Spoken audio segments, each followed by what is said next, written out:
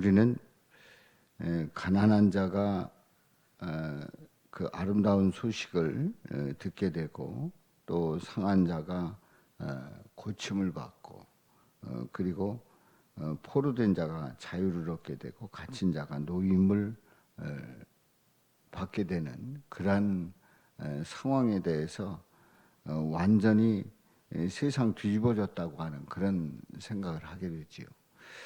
우리 대한민국이 일제 36년의 강점기를 거치게 되고 또 6.25를 거치면서 말할 수 없는 그러한 순환을 겪게 됩니다.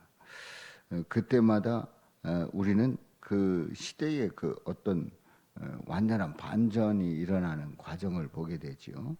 그래서 일제 36년의 강점기에서 이제 광복이 되었을 때에 그 광복된 그날의 그 감격은 이루 말할 수가 없었단 말이지요.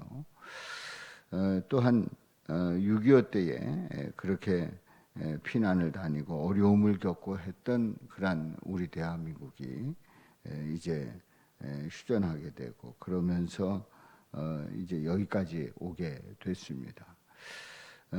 우리의 그런 어떤 삶의 모습 속에서 중요한 것은 또한 영적인 상태가 어떤 상태였느냐 하는 것도 아주 중요한 거죠. 육적인 보이는 모습뿐만 아니라 영적인 상황에서도 어떻게 반전이 됐는가 하는 것은 우리에게서 또 믿는 자들에게는 아주 중요한 그러한 상황의 반전입니다.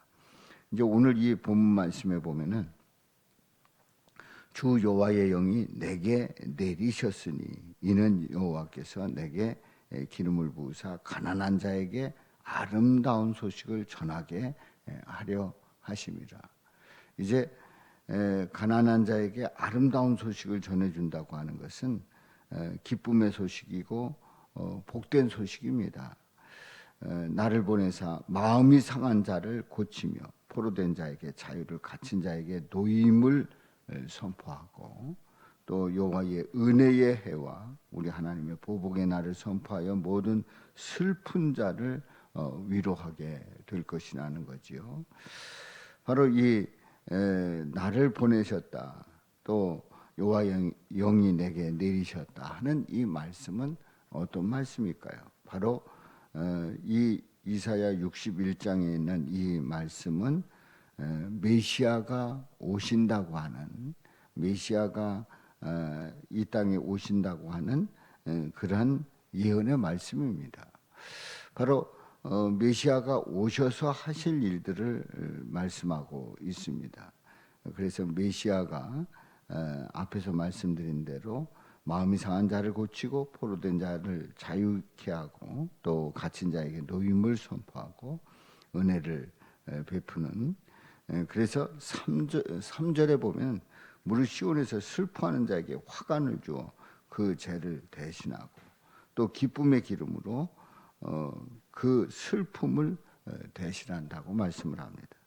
찬송의 옷으로 그 근심을 대신하고 그들의 의의 나무 곧 여호와께서 심으신 그 영광을 나타낼 자라 일컬음을 받게 하려 하십니다.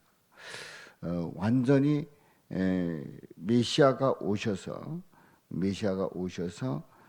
바로 그 백성들을 이제 그 삶을 바꾸는 그리고 그 영적인 그런 기쁨을 주는 그런 놀라운 역사가 일어난다는 것을 말씀하고 있습니다.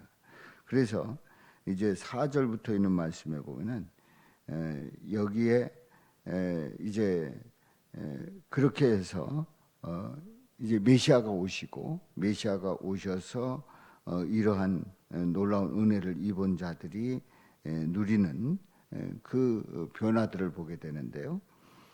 첫째는 황폐하였던 것을 다시 쌓을 것이다. 황폐했던 것을 다시 쌓을 것이다. 예부터 무너진 것을 다시 일으킬 것이다. 말씀합니다.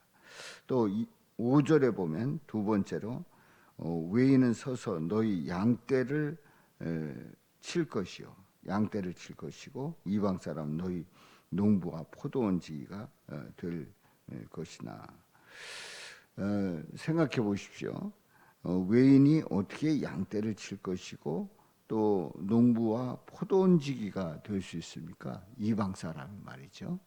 그런데 메시아가 오셨을 때, 우리 예수님이 오셨을 때에 이방 사람도 이제 하나님의 백성의 그 반열에 선다는 것을 말씀을 하지요.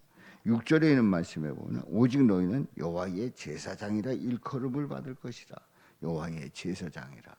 그러니까 하나님 앞에 나아가게 하고 또 하나님의 은혜를 입게 하는 여호와의 제사장이라 일컬음을 받게 될 것이고, 사람들이 너희를 우리 하나님의 봉사자라 할 것이며, 하나님의 봉사자, 하나님을 위해서 봉사하는 봉사자가 될 것이라고 말씀을 합니다.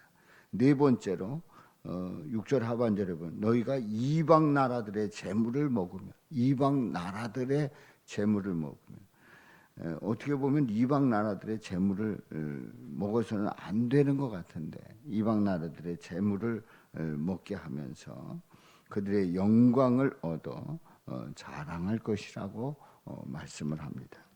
또 7절에 보면 다섯 번째로 수치 대신에 보상을 배나 얻으며 능욕 대신에 몫으로 말미암아 즐거워할 것이다. 바로 하나님의 백성들이, 자녀들이 얻는 그 놀라운 축복을 보게 되는데요. 여섯 번째로 7절 하반절에 보면 그들의 땅에서 갑절이나 얻고 영원한 기쁨이 있으리라.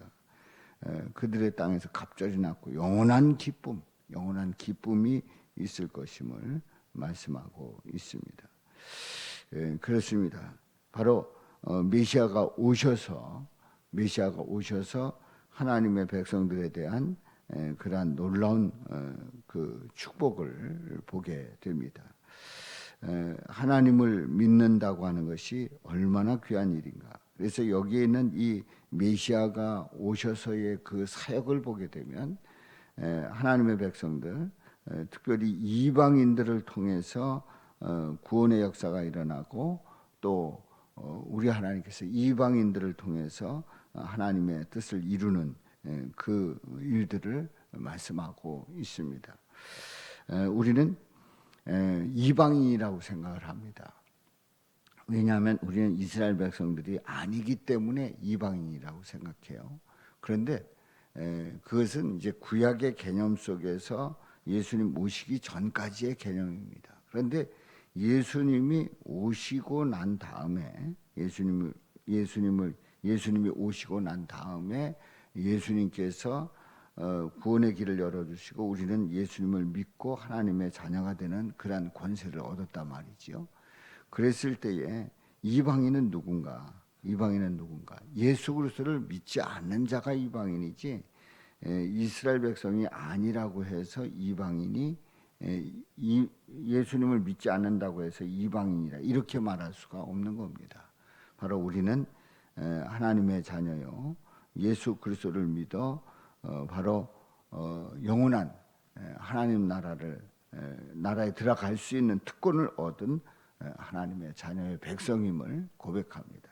그래서 우리는 이방인이다 하는 그런 개념이 아니라 우리는 하나님의 백성이다 하는 그런 개념을 가져야 하고, 오늘 이 본문 말씀에서 바로 이방인들이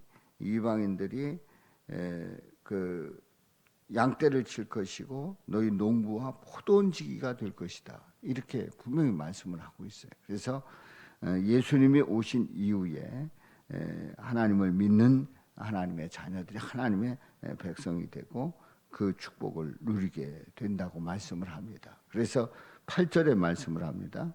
무릇 나 여호와는 정의를 사랑하며 불의의 강탈을 미워하며 성실히 그들에게 갚아주고 그들과 영원한 언약을 맺을 것이라. 그들의 자손을 문나라 가운데 그들의 후손을 만민 가운데 알리리니 무릇 이를 보는 자가 그들은 여호와께 복받은 자손이라 인정하리라. 여호와께 복받은 자손이라 인정하리라. 그렇습니다. 예수 그리스도를 믿는 하나님의 자녀들은 여호와께 복받은 자손이 된 줄로 믿습니다. 그 은혜를 누리고 있는 줄로 믿습니다. 오늘도 우리 성도님들이 여호와께 복받은 자손, 바로 하나님의 그 은혜 가운데 복을 받은 우리 성도님들임을 고백하시고 오늘도 누리며 영광 돌리시기를 주님의 이름으로 축원합니다. 기도.